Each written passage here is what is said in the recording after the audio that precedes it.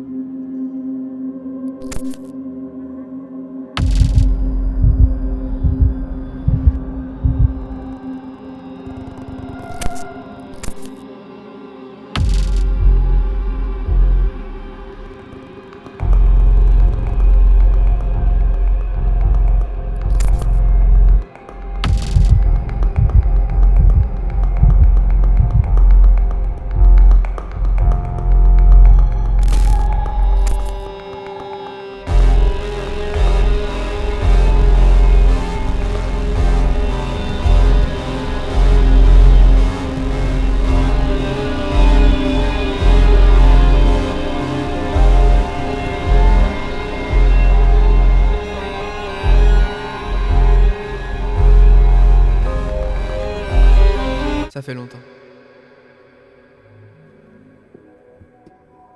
Bonjour à tous. Ça fait bizarre. Calme-toi. Tu te calmes.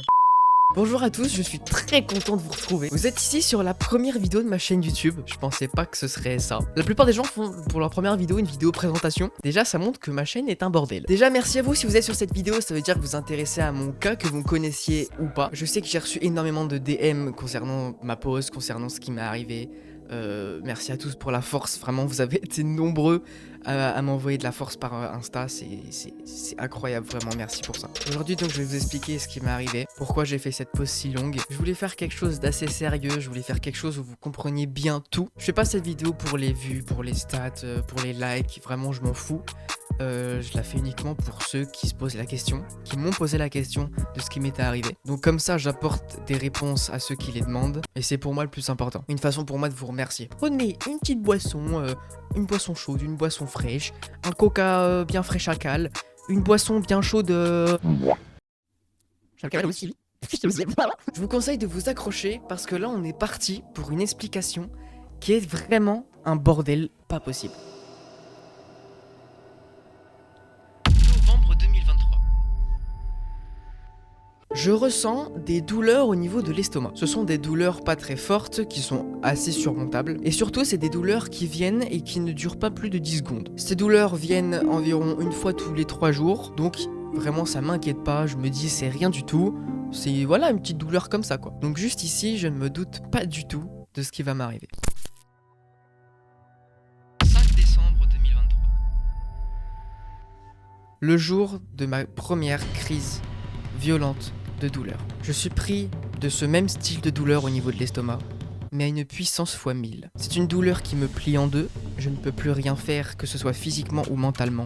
C'est-à-dire que je ne peux plus réfléchir. Je n'ai jamais autant souffert de ma vie que ce moment-là. Ces douleurs sont tellement violentes qu'elles me créent des vomissements, mais dès le lendemain, ça va mieux. Je me dis, bon, j'ai peut-être mangé quelque chose de mauvais, peut-être que, je sais pas, j'ai fait une indigestion. Mais à partir de ce jour, les douleurs s'intensifient. Maintenant apparaissent tous les jours. Quelques jours plus tard, je vais donc chez le médecin. Ce médecin me prescrit une prise de sang ainsi qu'une échographie de l'estomac. Clairement, le médecin ne sait pas ce que j'ai. Il me donne des antiacides contre les douleurs d'estomac et me dit que ça devrait passer. Mais vous vous en doutez, c'était loin d'être fini. 19 décembre 2023. Les médicaments que le médecin m'avait donnés était totalement inefficace. Je fais mon échographie de l'estomac qui se révèle tout à fait normal. On m'a prescrit des examens qui se révèlent parfaits. Tout va bien, mais j'ai mal. Les médecins pensent en fait que je fais du bluff, je surréagis, que c'est rien, que c'est même peut-être psychologique. Le soir même de ce 23 décembre 2023, je vais aux urgences d'un hôpital. Pour vous résumer un peu cette nuit aux urgences, j'en suis ressorti avec un dépistage d'une potentielle bactérie qui serait dans mon estomac. Le médecin me conseille également d'aller voir un gastro-entérologue, c'est-à-dire un médecin expert en tout ce qui est le ventre. Le médecin en fait m'explique que pour faire ce dépistage, il faut que j'attende environ une semaine, 10 jours, sans prendre ces médicaments. Alors jusque-là, il n'y a aucun problème, les médicaments ne font clairement aucun effet sur mes douleurs. Donc clairement, je dis mot pour mot, je cite ce que m'a dit le médecin des urgences, serre les dents. Le 22 décembre 2023. J'ai rendez-vous donc avec un gastro-entérologue qui, pour vous résumer, me dit que mes douleurs sont dues au stress et que beaucoup de jeunes de mon âge ont la même chose que moi. Le médecin me prescrit une fibroscopie. Une fibroscopie, c'est tout simplement une caméra que l'on rentre dans ta bouche jusqu'à ton estomac pour voir ce qui s'y passe. Mais c'est uniquement par prévoyance, le médecin continue de maintenir l'hypothèse du stress. Je sors de là en ayant une certaine haine envers moi. Parce que moi, je crois le médecin. C'est un gastro-entérologue, il est professionnel, il sait ce qu'il dit. Donc moi, je me dis, ok, faut que je me détende, quoi. Et je me dis, je me fais mon mal moi-même. Et ça me fait mal. C'est con de le dire. Mais ça me fait mal au mental aussi. Juste après, c'est les vacances de Noël. Du coup, je me dis, c'est la parfaite occasion de se détendre. C'est l'arrêt des cours. Voilà, il n'y a plus l'histoire de bac et tout, machin. Il y a les cadeaux, l'ambiance de Noël, c'est super. Le problème, c'est qu'il y a toujours des douleurs. C'est-à-dire que je me détends. Je profite. Je kiffe mes journées. Mais j'ai mal. Sachant, j'ai oublié de vous dire, mais depuis le 5 décembre, les douleurs commençaient à venir beaucoup plus souvent par journée. Pour vous dire, fin décembre, je ne comptais même plus le nombre de crises que j'avais par jour. Donc ces vacances m'ont aidé en fait à réduire un peu cette fréquence de douleurs. J'avais moins mal souvent, j'avais toujours aussi mal, mais moins souvent. Aux alentours de une fois par jour. Le 12 janvier 2024, je fais ma fibroscopie. Donc tout se fait sous anesthésie générale, on me fait l'opération, je me réveille en salle de réveil, puis ensuite je vais dans ma chambre, bref, tous ceux qui sont déjà fait opérer, vous connaissez les rituels. Et si ce n'est pas le cas, bah bravo à vous, vous n'avez pas de problème de santé, c'est parfait. J'attends ensuite les résultats avec le médecin, qui est le même que j'ai eu durant ma consultation, pour faire le bilan de cet examen. Et comme je vous ai dit que c'était un vrai bordel, et bah tout va bien. Malheureusement, c'est con de le dire, mais tout va bien. Il n'y a aucune anomalie. Ils ont été voir directement dans mon estomac ce qui se passait, il n'y a rien. Il y a de quoi devenir dingue en fait. Il faut savoir que pendant cette fibroscopie, le test de la bactérie a été fait en même temps. Je rentre chez moi avec uniquement en tête mon dernier espoir, la bactérie. Et vous pouvez trouver ça stupide, et même moi encore aujourd'hui, mais je priais limite pour que j'ai cette bactérie, pour que j'ai une raison rationnelle de ces douleurs. Le temps passe. Le temps passe et le 18 janvier 2024, j'ai clairement passé la nuit avec des douleurs en continu atroces à vomir. On prend rendez-vous avec un autre médecin qui après analyse me dit que je fais une crise d'appendicite. Je pense que vous connaissez ce que c'est. Il nous dit donc d'aller directement aux urgences et qu'il faut assez vite opérer. On arrive là-bas, on explique la situation. Un autre médecin m'examine et me dit que ce n'est pas l'appendicite. En fait, je vous l'ai dit, c'est un vrai bordel, c'est qu'en fait on sait pas ce que j'ai. Et ça dure longtemps ça. Donc c'est dur physiquement pour moi parce que j'ai mal, mais c'est dur mentalement aussi, pour moi, à ma famille, mes proches, parce qu'on ne sait pas ce que j'ai. Aux urgences du coup, je fais des examens, je suis pris très rapidement parce que mon cas est vu comme quelque chose d'urgent. D'où les urgences, mais les urgences d'habitude c'est pas urgent, enfin t'as capté. Et il y a un examen qui va complètement tout retourner.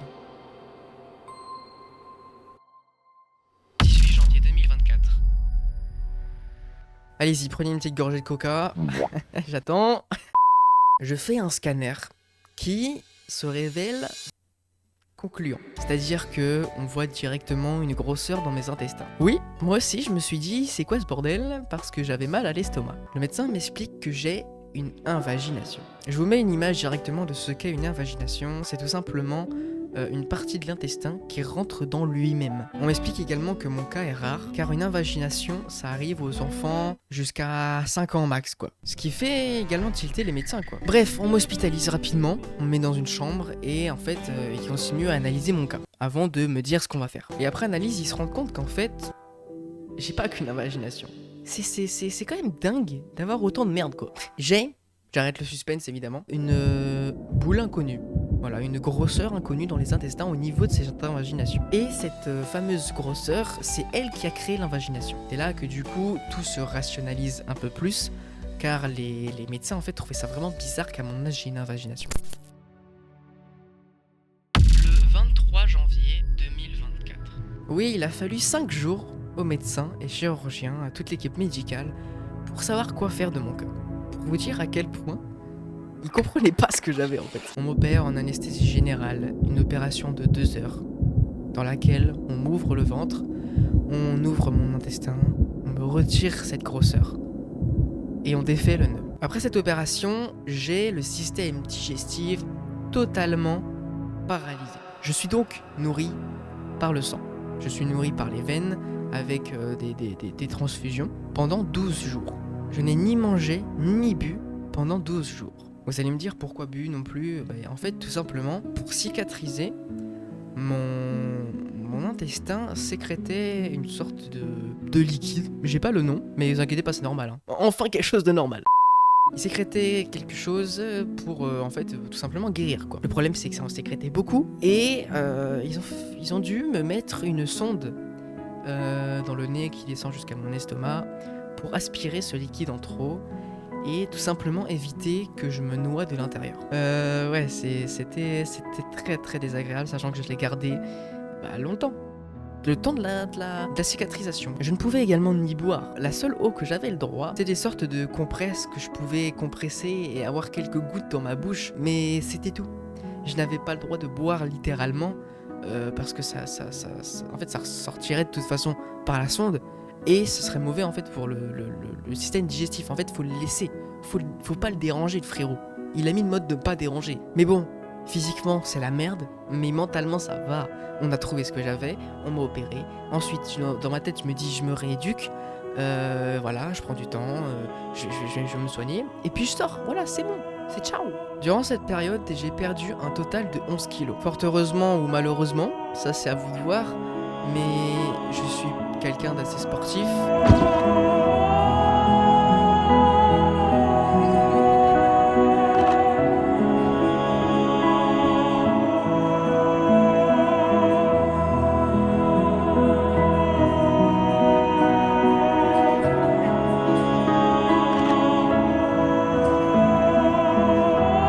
Donc ces 11 kilos, c'était principalement du muscle.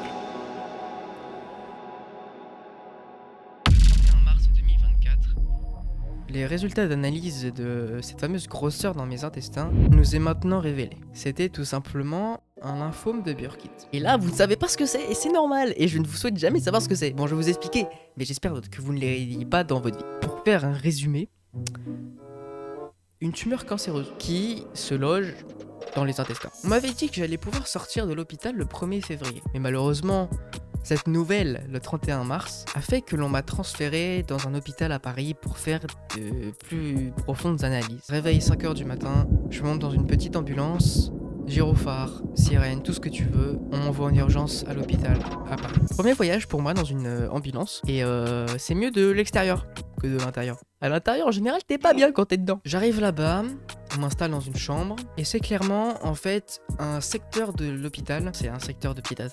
Waouh! C'est un secteur de l'hôpital destiné aux enfants atteints du cancer. Dès l'arrivée des médecins, on commence à me faire des examens pour voir si oui ou non cette tumeur cancéreuse s'est répandue en moi. Ponction lombaire, scanner, tout ce que vous voulez. Mon corps, il en prend plein la gueule et les résultats sont plutôt positifs car la tumeur ne s'est pas répandue dans mon corps. Que ce soit dans ma moelle osseuse, dans mon sang, il n'y a aucune trace de cette tumeur. Quand on m'annonce ça, je me dis super, c'est bon, je rentre chez moi. Mais non!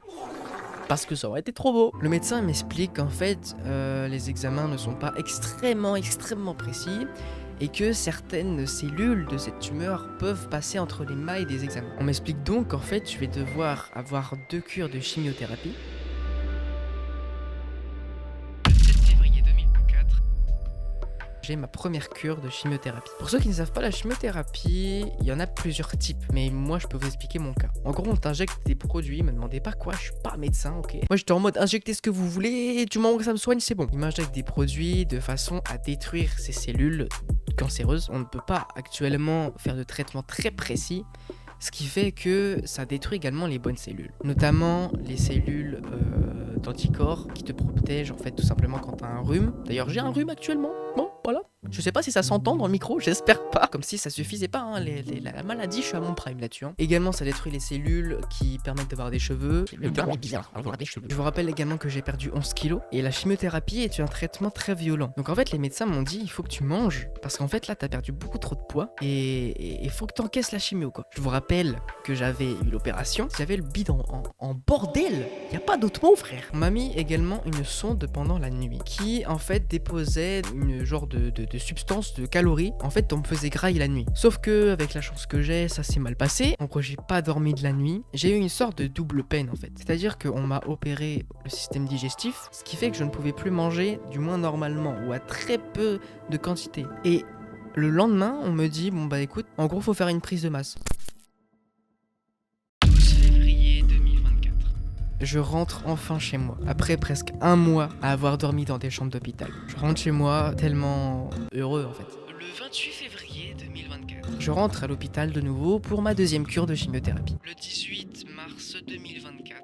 J'ai des examens pour vérifier que tout va bien, pour vérifier qu'il n'y a pas de retour de maladie, pour vérifier que également mes intestins ont bien cicatrisé, que tout va bien de nouveau. Les examens sont une prise de sang, une échographie cardiaque ainsi qu'un scanner. Le 27 mars 2024, j'ai rendez-vous avec mon médecin qui gère ma chimiothérapie, mon traitement, mon cas. Il m'annonce que non, il n'y a pas de merde, ne vous inquiétez pas, tout va bien. Il n'y a pas de retour de maladie, je suis en parfaite santé. Parfaite, encore à débattre, mais au moins je suis en bonne santé. Et maintenant, je tourne cette vidéo. On en arrive là aujourd'hui. Tous les 3 mois, je dois refaire ces examens pour voir s'il n'y a pas de retour de maladie. Et cela pendant 1 an. Je pense que maintenant vous comprenez pourquoi je porte un bonnet. Alors étonnamment, je n'ai pas perdu tous mes cheveux, heureusement. Contrairement à ce qu'on m'a dit où j'allais complètement finir chauve. J'ai encore des cheveux. Alors évidemment, j'en ai perdu plus que je n'en ai gardé. Je vais vous montrer. Ce bonnet est officiellement maintenant mon meilleur ami. Donc vous le verrez pour les prochaines vidéos. Voilà, va falloir vous y faire. Peut-être l'occasion de faire une transfo physique. Je sais que j'y ai pensé, mais bon, on verra. Donc voilà pour tout ce qui est de mon histoire, je vous avais dit que c'était un vrai bordel. Je prie maintenant pour que tout revienne dans l'ordre. Retenez également de mon histoire que si vous avez une douleur et qu'on ne sait pas ce que c'est, ce n'est pas une raison pour le cacher, c'est pas une raison pour encaisser. Si les médecins ne trouvent pas ce que vous avez, ce n'est en aucun cas de votre faute.